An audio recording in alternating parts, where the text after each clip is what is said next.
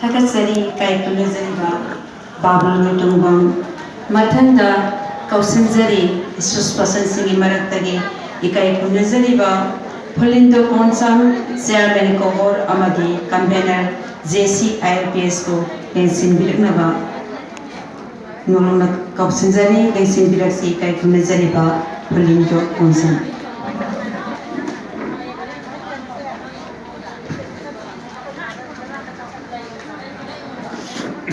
Thakatsari ngasi school laba yamna itansu ko laba yamna history ko laba adumba function ay batare anti-repression day hai leba forum city ko di president member we ba na forum city resource person ipangpang namda insindiri ba bo inahan buta kai punja bachari loina lai manga tindiri bi tongan ba civil society organization di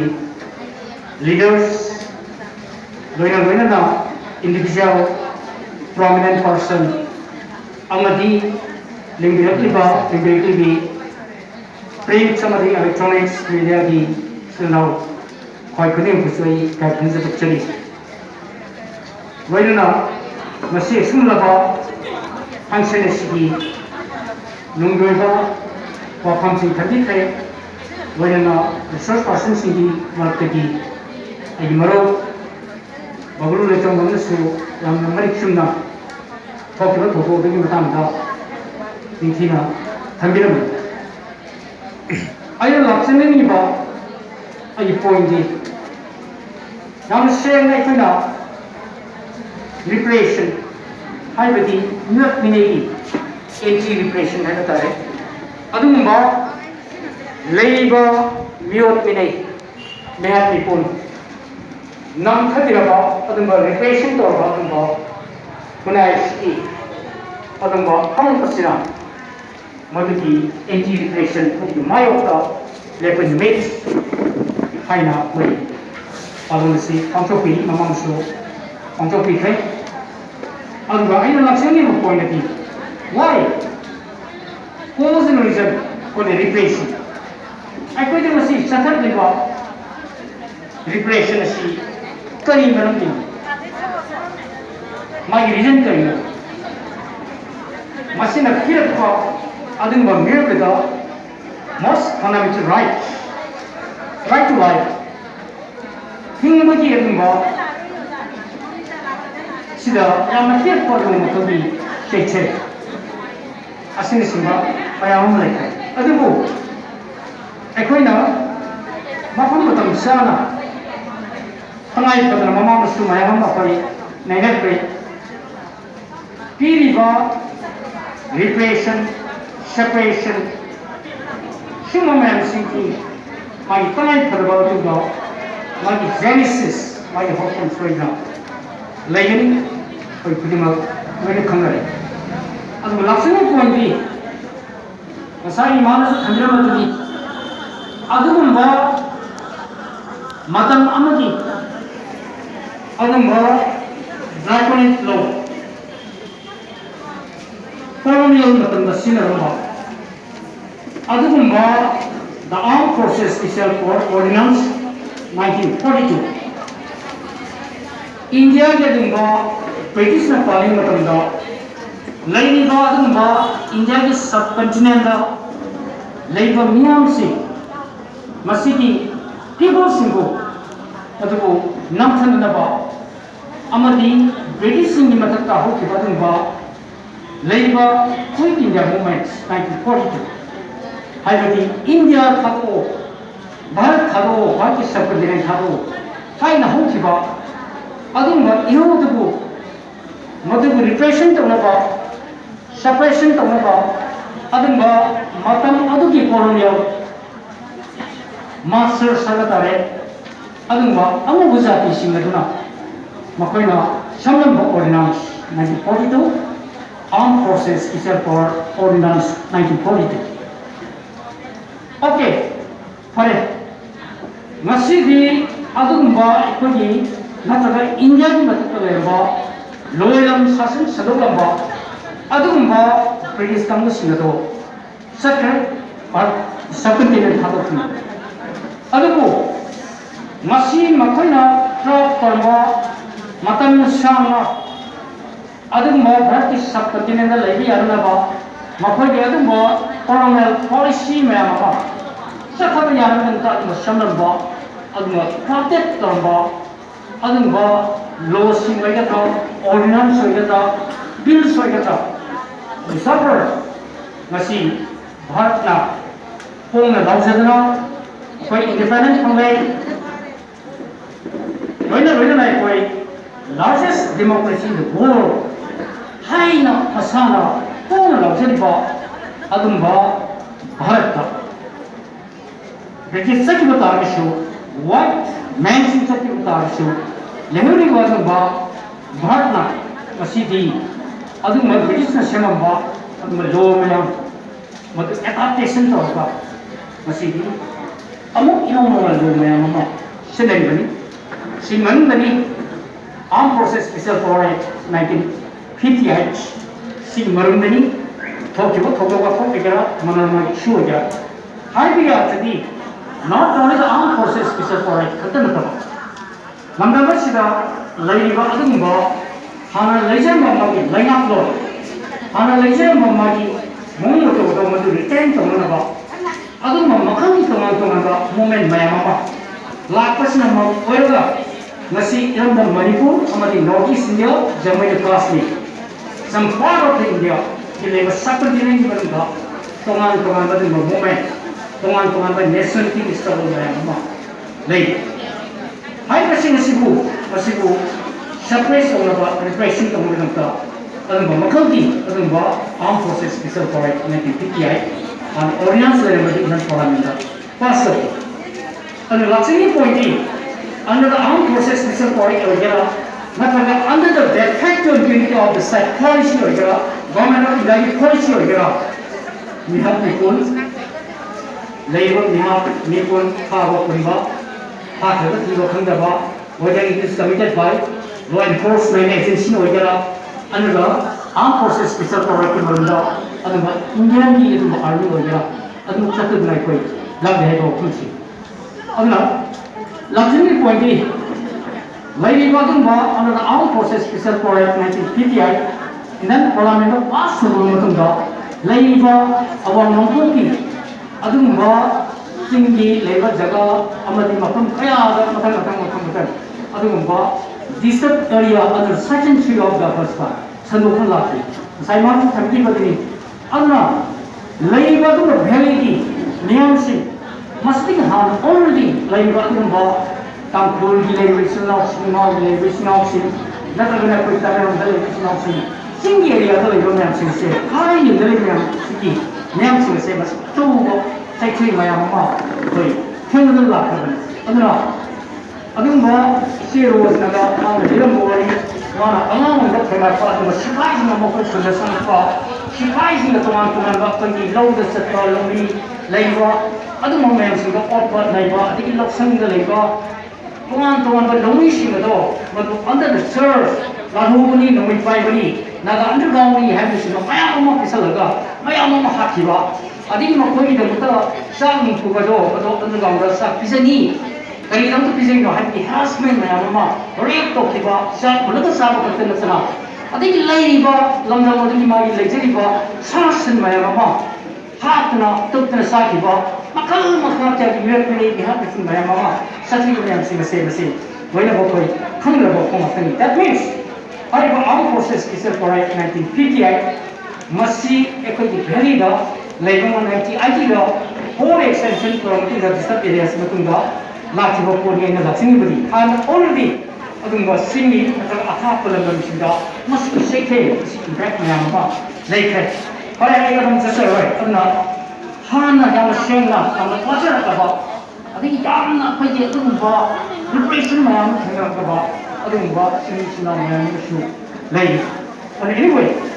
adumba hoki ba masih adumba struggle. Betul tak? sai ma na khading ba dini leiba international ge ba adum ba chu issue mo thaba loina na adum ba leiba armed forces special project 1950 active ga ni mayama more than 30,000 people can have trouble aduga koi legal familyore mayam da sumo ye sam koi celebrity legal su secretary bani around sai 526 cases ul ta su high machine city mokai no supreme court ta je KANGLEIPAK highly ba adum ba sai ki leiba victim family singa koi justice common ngana ba whether so combined force hagera state police na hagera nataga armed forces special project hagera mayam mo koi hatti basi 1526 cases si only masidi yam senga ai finding ai wapon dadi yang na proof bi mo no witness so be awa nataga mo do ko ti kari hal tare madu ni tuman ba source mayam mo le ma madu ki namta koi supreme court ta dum ba yes file tongna imbo justice ki the struggle to adubu masai ai masai hiji ni around 30,000 people sing do igara tam do igara am do igara whether it is committed by masai under the koi ni leiba do police soko adubu kamu igara armed forces special project ki do igara mama koi around play have 5% to ni adubu ai na lakshmi point di adubu ba emotionally to give a struggle leiba yam remarkable weba achoba internationalization na sakto rena ai koi ki not only isna khati sipai ta ba ta wan tara mada phungoi ba artha ina na mi zai pa dai ba go back in that abi hai se yam na koi meaningful weba yam na political weba mo makhani khola me to makhani slogan ni ai ko se mesoi thamjege maramdi leiba adugumba monoromagi tuma yam tamchire ba ya CEO offender so yam claro ya bodi manda koi magi recommend mayam ma koi ka phone dei ana ko sai manipur thoki ba sai ki sumna koi rap to bodi ki masa motom da sijigi ba ko se ba mayam siore then rap to ma tunga koi hati ba khunti ba mayam siore from koi sero no se ma ga koi ki dei ba sanji ta yo fu mo se but aina lakshani poi adugumba sathira ba na singado nataga sathira ba adugumba inda 7 force ki or ni nan army ki yang na tamthira ba makoi behavior makoi lunch yang na pi animalism or ba ko ko no do madu sathe ki por do madu mayam singari manunga why show ba why sathi ba why ni malai ba international ba ko ko sin ma ki basi manoma ki hasni ai nei andani parandi mase one of the koi yam khamu shongya ki badum ba ya mo wale parandi ma mayam he khambe watam dani mabu mo pasigi mama ile mu mandi mama ga namdana paraga mafam madadi ka hona ma to chu to wa ki ba loina na tum ba hela ahin du da ma koi mayam ma sangra tum ba gang rap to ba loina na atu ba gang rap to na madi ki pur thundena ba madi sati shamon mayam le tena kan to masa personal part of ko na mo mo mayam option ba hai ba di mo to pi ba mo tena ba ko tena bi ko mayam ai di ba 토끼와 도둑 신은 거 같다 쇼파이바 그동안 어이나한테 토끼 개라 아무래도 토끼라 막걸리 때 매양하게 좀 설명 해줘 이런 약 명한테 대박 뭐는 시스템 와이기 사티바 그거 쇼냐 뭐 기분아 만이푸 미안나 모르고 나이잖아 아들은 뭔가 사기 마담 되게 얼마 싱드나 아들은 뭐 레이로 팬 엔카운터 나타가 extra judicial execution 토고 같은가 커뮤니티 나타가 조이슨 committee masa 쉐로가 마음이 communal life 마음이 kitchen life 나타가 마음이 자기 area 동안 어디 justice 방문하다 동안 struggle 매야마 보는 거아래서 뭐라고 시르디 나타가 뭐라고 하긴 뭐 참나 뭐 쇼야 이런 거 도스디 매양 보는 거 나이는 근데 struggle 기바 안에로 워킹 커뮤니티 다 풀로 시험되는 이 스피어링 힘이 막하가 동안 무브먼트 매야마 레키 왜냐면 이런 락싱들이 사기 아동과 이마시나 컨트롤과 아동과 야나 리마케블 거야 야나 히스토릭 거야 야나 인터레스팅 거 좀 이슈가 보이거든은 말을 봐 나도 갖다 놨더나 말을 막 이슈다 미어이 거야 막 for example 지들은 나 하와이는 거다 티키바 मरमदी अदुगुंबा लोइलमदगा लैना अदुगी मनुंदा लैबा अदुगुंबा armed forces special forest 1958 अदुगुंबा मनुंदा कोई हिंग सियुबदी सीना हिंगना फई हाइबा ओंदा मसा मतों नमई थाक चेतिदा लोइलमना मा खतनतना तोमान तोमानबा तोमा पेटी अदुगुं ग्रीन शेयर लेनामदा कोई शेयर इमोशन तोमन बिगे दु केमेन तोतिबा निमिता फोय को थापिकिबा मायाम मले फ्राइगे दु चचरबाय but लाक्सनी pointy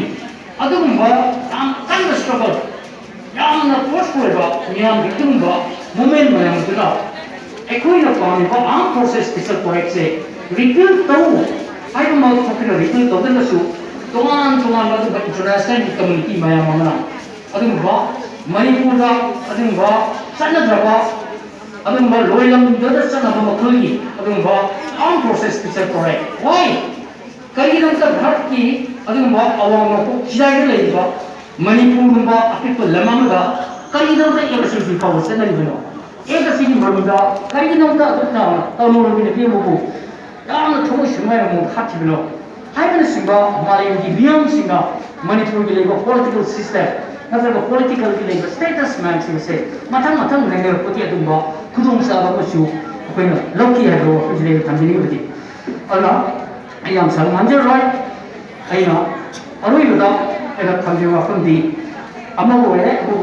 ngasi yam seng na masli ko long journey ni yam na myot ni ni tawa adu ma makham gi adu ma arung ba yam da manipur ma koi shen na ba koi hana ba matam da koi makham ya ge koi struggle ma yam ma su koi mang da ta da mang da ta le hai ba kun si mai thamje ge adu ba Asma से कोई demand मरोई human right defenders मरोई ना कोई mister Bablu के लिए कोई ना यहां कोई ना सिविल सोसाइटी पॉलिसी और ह्यूमन राइट वगैरह कोई यूनाइटेड नेशन का मरोई ना कोई फजरीबा सेदी मसे रिव्यू तो है बनी तस्वीर मसे पूर्ण मुथपा मरमदी मसी इरंद मणिपुर की सम वैली एरिया खरदा सेगमेंट खरदा मरम इशू दो इशू नतरना हौजिक अनुभव पार्लियामेंट पास होखिबा मफम खरद फोकती अराउंड कोई पुलिस स्टेशन को फोकस को मयामा कोई लेके कोई पेपर ला के डॉक्टर न्याय थंगे मतुनति अकन पामिबी हाई बो या साथी रबा नियमबो हेड सिंगबदी खाप यारबा नियमबो हाथो मतुंगा मदु लेइबा अदुम बस सेंट्रल गवर्नमेंट इवेंट की अया योजना लेइबा मिहा को सिनरी एक्स बाय जेटी मतता अदुम वा अखैना सरसिक खाप यारबा नत्र केस फाइल तो गब मयामा लेनी that means union gilai baru government dia ayah yang tu hari tadi security forces ini dan army sinda yang seng hai pada license mo kita pa ni mo tu ada to shoot to kill a person kari ni kita near suspicion maje sai jale sai ka kari ka crime to dia maje sai de noi pa dia maje sai de problem jil dia hai per siwa ai na singa tadi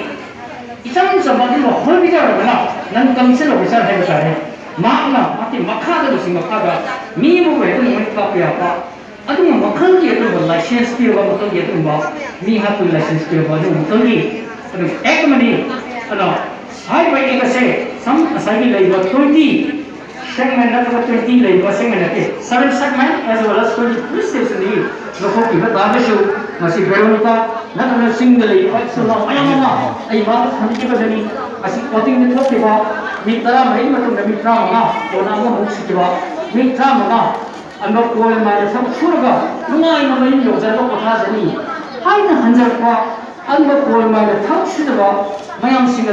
ta to na ma na ba ta ko ta ko ga ha ne ha ma tum ga ko si ko singai ko si smai ko ka ko na ho ya ko mali adu lo mali hai ma sing ga pa ya ma mo isar to se na hisu yes to finalize to no aduna la chini mati hai ba our process picture ko hai adu ba mono ma di shu do so mo ki ba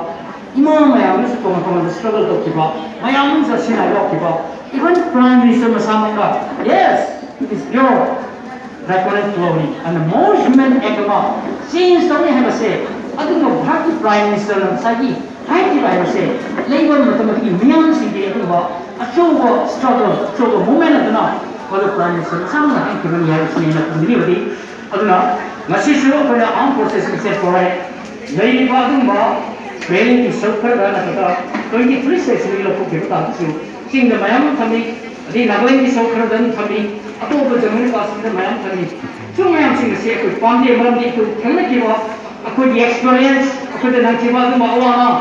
ai ba di sipai sing pi ki ba dum ba makal ke to torture ona mayam sing da ato ba sai ki any human being ma da ko amana awa di ba thema ko pande maram na jaw ba lai bhele ya ka मैं तो मनुष्य लोगों को से मसीनते कुछ पामदी पूरा पूरी clear कर रहे हैं थोड़ा लेने से रिक्रूट को तो मुझे क्या वेलो लेने तो को एनी मैक्सिमाइज की जगह को इधर ना तो मॉरिस की एरिया जो इधर जंगल का से जो इधर मैं हम सिंह से मसी की मापू और जगह में दा अमूल नसिंग को प्रॉब्लम देखो कि लगी पोतनी कोई ना पंजर में भी इधर मसी सो तुमान बा कोई अनलॉफुल एक्टिविटीज प्रिवेंशन का Masagi NRA National Investigation Agency da na am yawe on process special project na sipai sing na paraga thapu kotu ge bari aduga NRA ga semi ba leiba UAP da tong ga masi amendment map la city mase leiba state si mani authority na ko police state la any jongna head central ko thabe ya ba head makhan ma ke terrorist ni ga sa so ko ya ba am di ek map le aduna am se ma ino central ko in haini bari Objekti, proses bisa mulai kan era kan lokal kita ada show sehingga maya hari ini ega sih dalam disam era sih dari sekali loin na tuman ba politik sistem ba ya sati ba dengan ek maya mama kana ba aktivis mabu kana ba social activist na human right defender mabu eta tha ba ya kun ba ba kun di tuman ba ek maya mama show koi na ka koi tak nandu lagi aduna amo ada show कोई struggle तो होता है कोई ठेंगा होता है लोइना कोई तो life repression से मसी की हो रीजन मसी की जेनेसिस में हम लेने लगे कोई महान का वो लॉन्ग जर्नी का अगर वो पॉलिटिकल स्ट्रगल में हम कोई सत्ता को कर लेता हये इंगिता मुका यम लंग लगा